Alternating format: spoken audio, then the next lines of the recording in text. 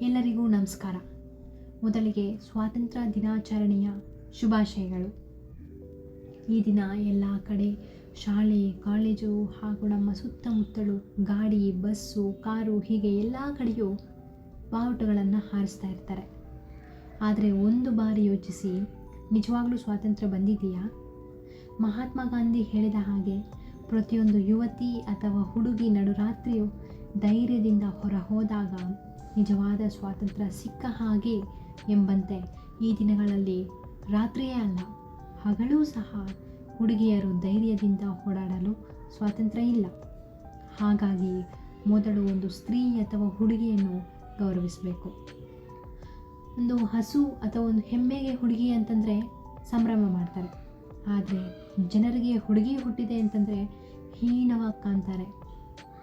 ಹುಡುಗಿಯನ್ನು ಬೆಳೆಸಿ ಒಂದಷ್ಟು ವಯಸ್ಸು ಬಂದಾಗ ಯಾರಿಗೋ ಒಬ್ಬನಿಗೆ ಮದುವೆಯಾಗಿಸಿದರೆ ಸಾಕು ಎಂಬ ಒಂದು ಉದ್ದೇಶವನ್ನು ಬಿಟ್ಟು ಅವರ ಪ್ರತಿಭೆಗಳನ್ನು ಗುರುತಿಸಿ ಉನ್ನತ ಸ್ಥಾನಕ್ಕೆ ಏರಿಸುವಂತಹ ಪ್ರಯತ್ನವನ್ನು ಮಾಡಿದರೆ PV ಸಿಂಧು, ಝಾನ್ಸಿ ರಾಣಿ ಲಕ್ಷ್ಮೀಬಾಯಿ, ಕಲ್ಪನಾ ಚಾವ್ಲಾ ಹೀಗೆ ಇವರಂತೆ ಪ್ರೇರಕರಾಗಿರುತ್ತಾರೆ. ಮತ್ತೊಮ್ಮೆ ಸ್ವಾತಂತ್ರ್ಯ ದಿನಾಚರಣೆಯ ಶುಭಾಶಯಗಳು.